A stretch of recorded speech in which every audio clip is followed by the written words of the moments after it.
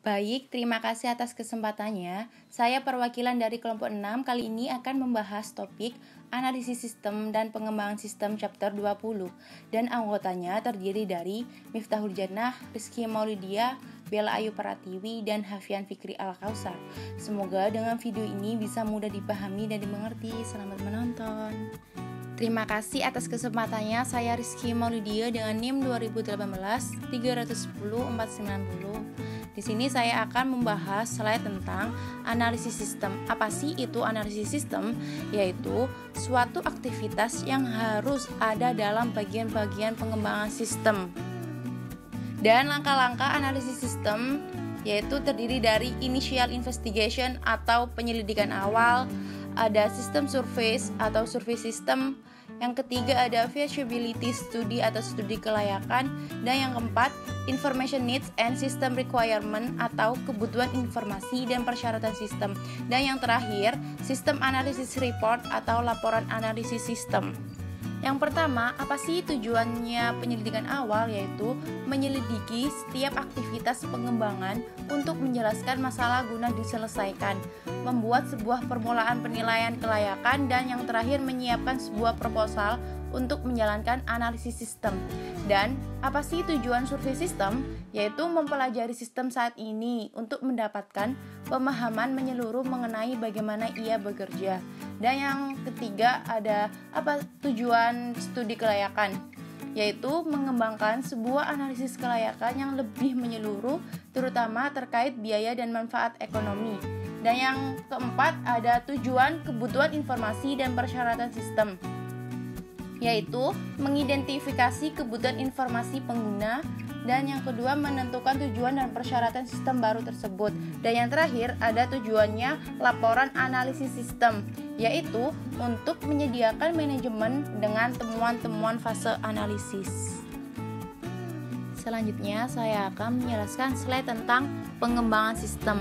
Apa itu pengembangan sistem? Yaitu suatu kegiatan yang dilakukan oleh seseorang, analisis yang bertujuan untuk pembangunan dan pengembangan suatu sistem, serta memelihara sistem dan perangkat lunak. Biasanya pengembangan sistem ini dilakukan apabila sistem yang lama sudah tidak bisa mengimbangi atau memadai kebutuhan ataupun perkembangan perusahaan. Jadi intinya pengembangan sistem itu kegiatan yang dilakukan untuk suatu proses pengembangan dan pembangunan sistem dan perangkat lunak.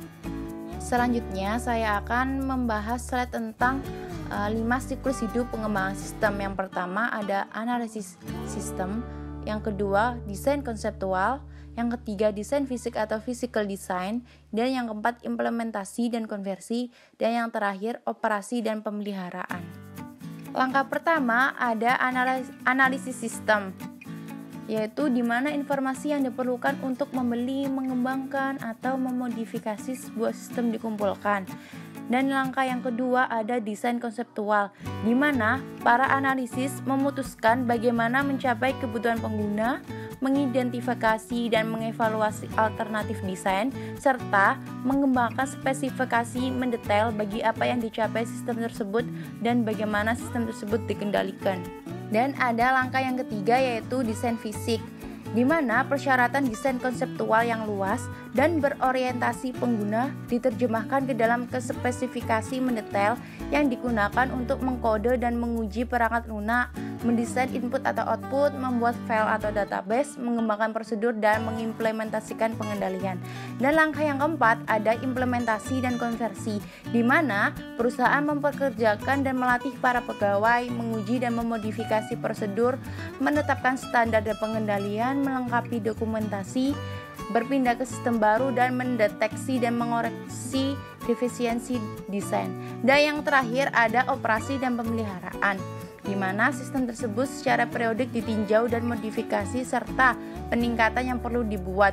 Selanjutnya presentasi akan dilanjutkan oleh rekan saya. Terima kasih. Assalamualaikum warahmatullahi wabarakatuh. Perkenalkan, nama saya Miftahul Jannah dengan NIM 2018 310 354. Di sini saya akan menjelaskan tentang pengembangan sistem.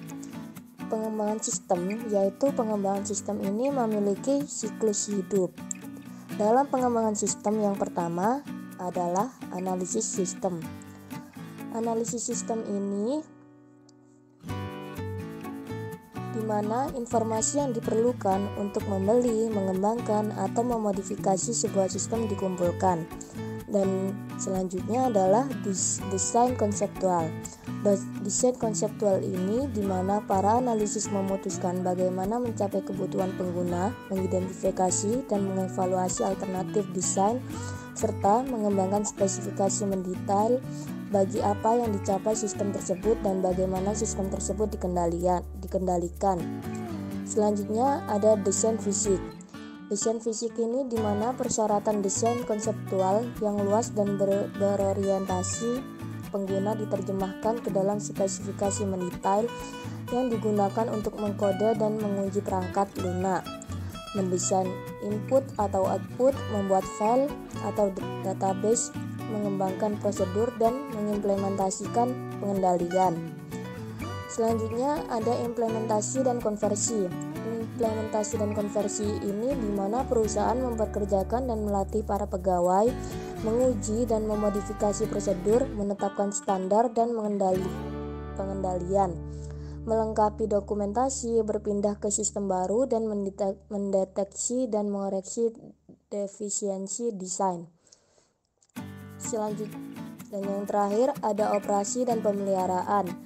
Operasi di mana sistem tersebut secara periodik ditinjau dan modifikasi serta peningkatan yang perlu dibuat.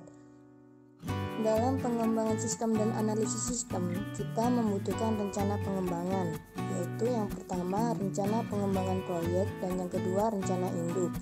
Rencana pengembangan proyek ini berisikan tentang dokumen yang menjelaskan kebutuhan proyek, sebuah analisis biaya yang bermanfaat entah bagaimana sebuah proyek akan diselesaikan. Dan yang kedua rencana induk.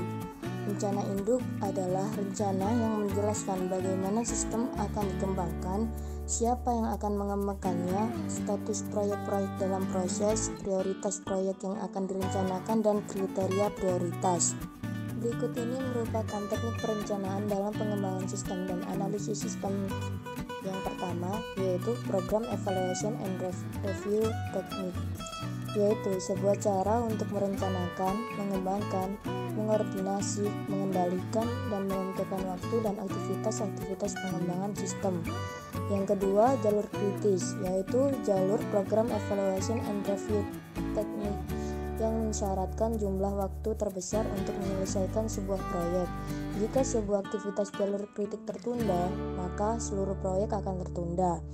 Dan yang ketiga adalah Bagan-Gantt, yaitu sebuah grafik batang yang digunakan untuk perencanaan proyek, menunjukkan aktivitas proyek di sisi kiri, unit waktu di atas, dan waktu tiap aktivitas diharapkan untuk dijalankan sebagai seluruh batang horizontal.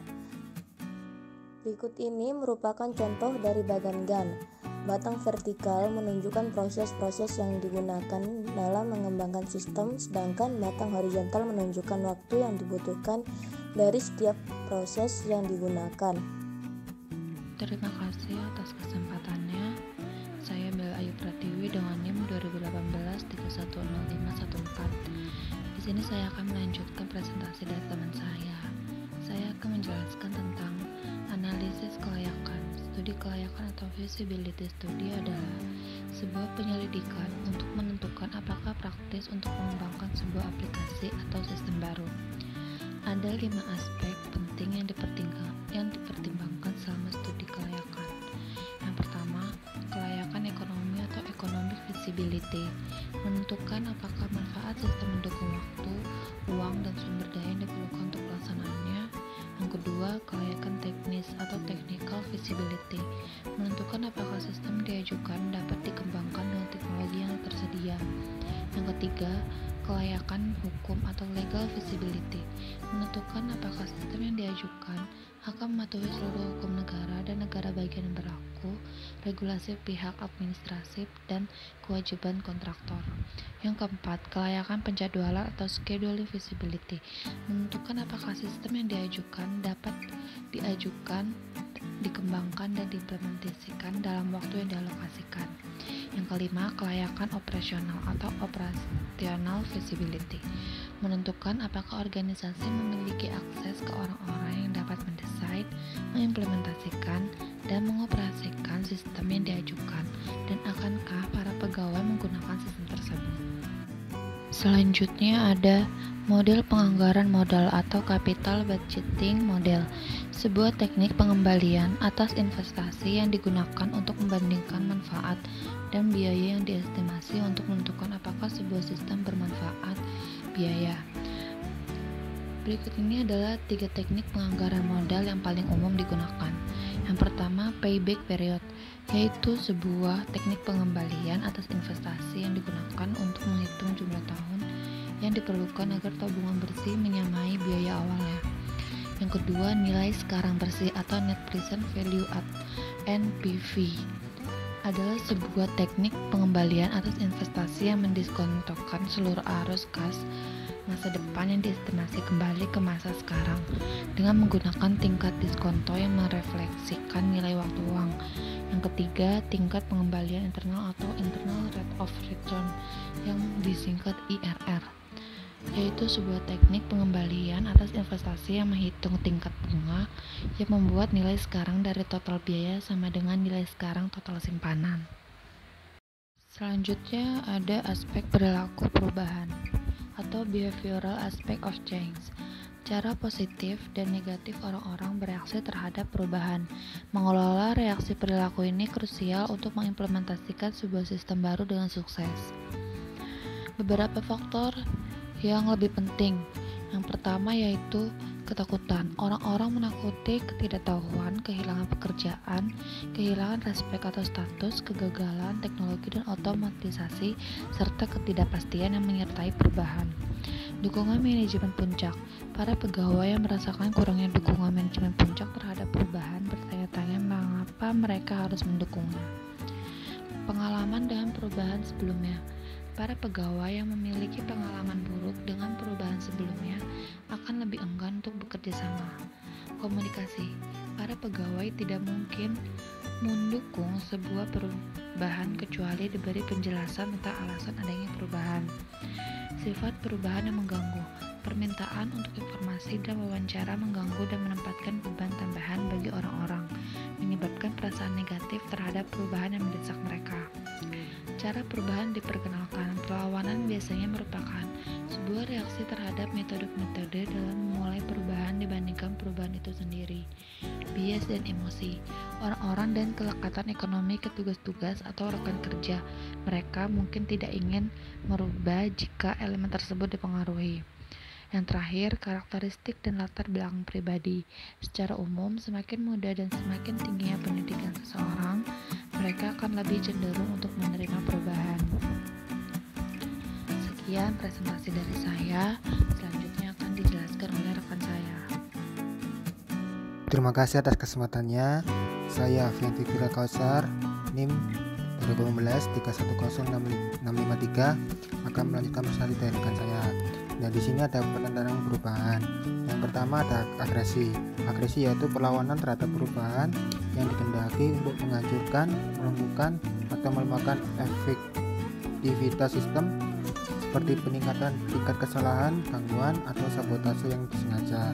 Lalu yang kedua ada proyeksi, yaitu perlawanan terhadap perubahan dan menyalahkan apapun dan segala pada sistem baru, sehingga sistem menjadi kambing hitam atas seluruh masalah dan kesalahan yang benar-benar terjadi atau yang direkayasa.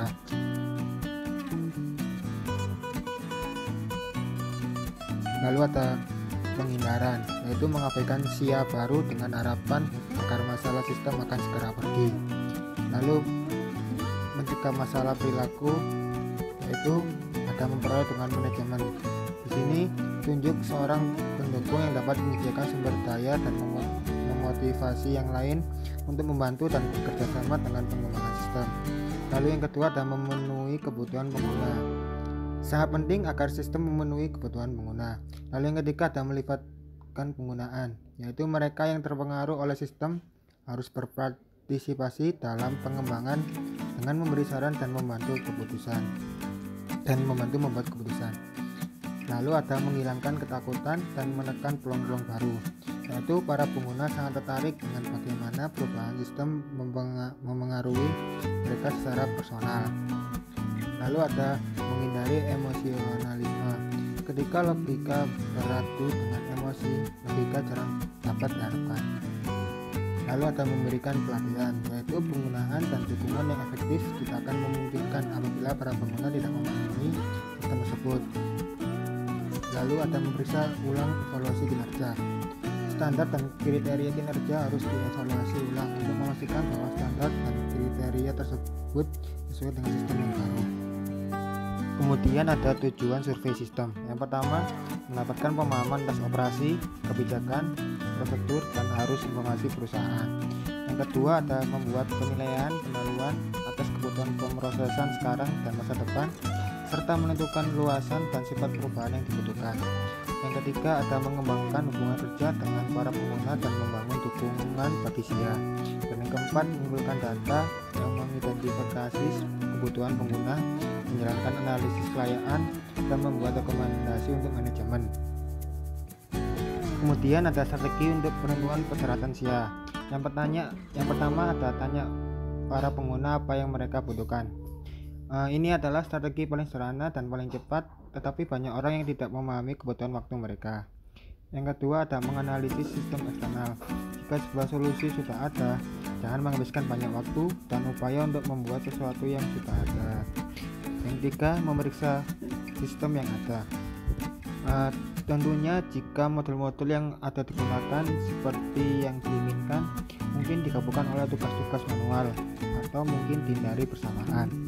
Dan yang keempat, buat sebuah prototipe, yaitu ketika sulit untuk mengidentifikasi persyaratan, seorang pengembang dapat dengan cepat merancang sebuah sistem bagi para pengguna untuk pemeriksaan.